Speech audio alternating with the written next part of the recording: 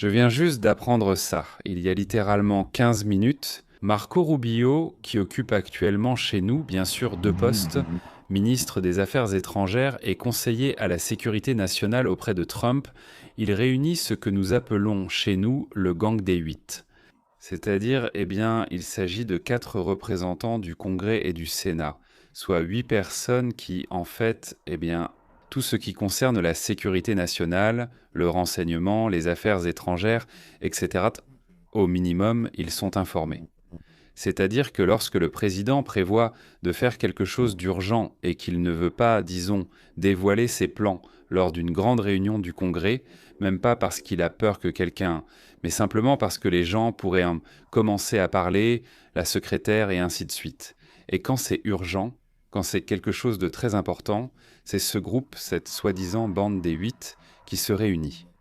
Qui sont-ils ? Il s'agit naturellement du président du Congrès, le principal démocrate au Congrès. En plus de cela, il y a le président de la commission du renseignement du Congrès et donc le principal démocrate dans cette commission, respectivement.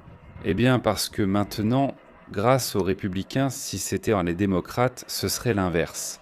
Quoi qu'il en soit, il y a 2 personnes des démocrates et 2 personnes des républicains qui sont présentes. Au Sénat, c'est la même chose, c'est-à-dire le chef et le doyen démocrate dans le renseignement et, disons, le président, comme on l'appelle là-bas.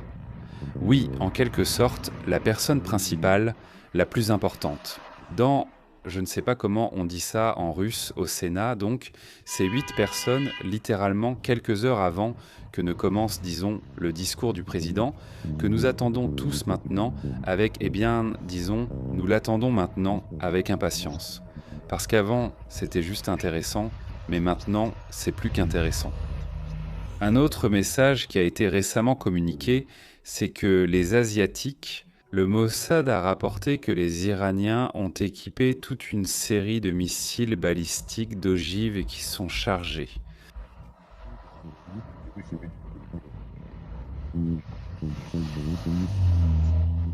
De charge. Cela signifie que les Américains pourraient attaquer l'Iran et donc cela... Quelques secondes d'idée, le cadre, le niveau auquel les nouvelles sont enregistrées, la robe Saptium. Bon, cependant, à propos des missiles embarqués, les soi-disant, pourquoi sont-ils particulièrement dangereux ? Ils volent à une très grande vitesse et très bas, c'est-à-dire qu'il est difficile de les repérer, et quand on les repère, ils sont déjà assez proches. C'est-à-dire qu'il sera difficile de les éliminer et de faire quoi que ce soit contre eux. Autrement dit, si je comprends bien, la Chine fait la même chose que ce que nous faisions avec l'Ukraine, c'est-à-dire que nous fournissions des armes à l'Ukraine, la Chine fournit, la Russie fournit. Actuellement, 2 navires de guerre russes se trouvent dans le détroit d'Ormuz. Et hier, ils étaient en route, donc aujourd'hui, ils sont probablement déjà arrivés, peut-être 2 navires de guerre chinois.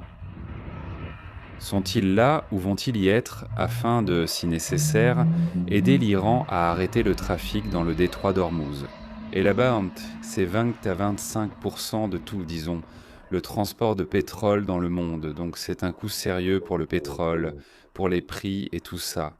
Maintenant, ce qui est aussi intéressant, c'est que Trump, au cours des 12 dernières heures, a déjà publié plusieurs messages sur Truth Social, c'est son propre réseau social qui lui appartient, où il a mentionné à plusieurs reprises qu'en 2016 et en 2020, surtout en 2020, pendant les élections, il y avait une ingérence de pays étrangers. Tout pointe vers l'Iran en quelque sorte, ouais.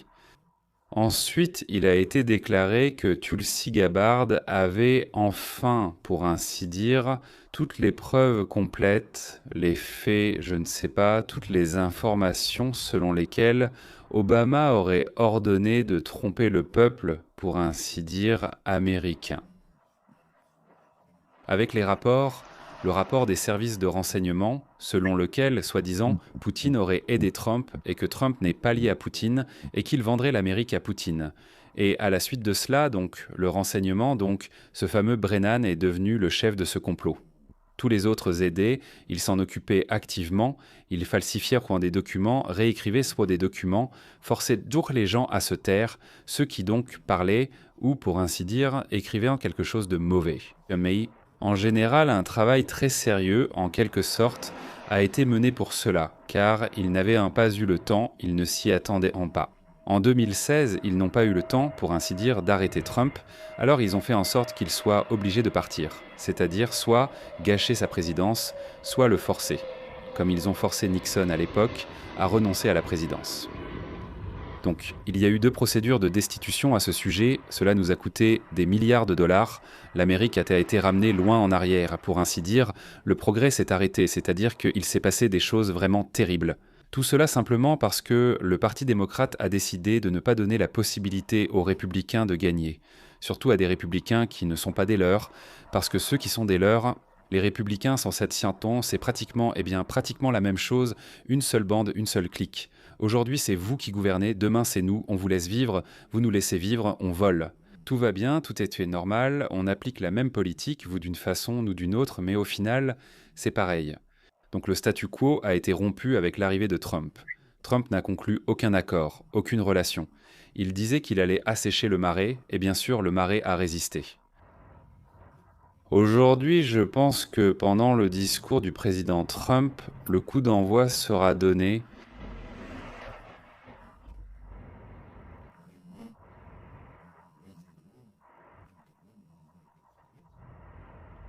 Le Parti démocrate des États-Unis. Parce qu'il y avait plein d'accusations. Personne n'a été arrêté, personne n'a été, pour ainsi dire, puni d'aucune manière.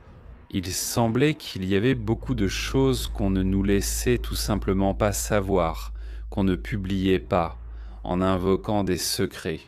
En général, on ne comprenait pas ce qui se passait, mais aujourd'hui, maintenant, il est clair, il me semble que maintenant, Trump qui pense que si on veut faire quelque chose de bien, il faut le faire soi-même, commence lui-même avec son discours, il commence justement cette offensive, cette attaque.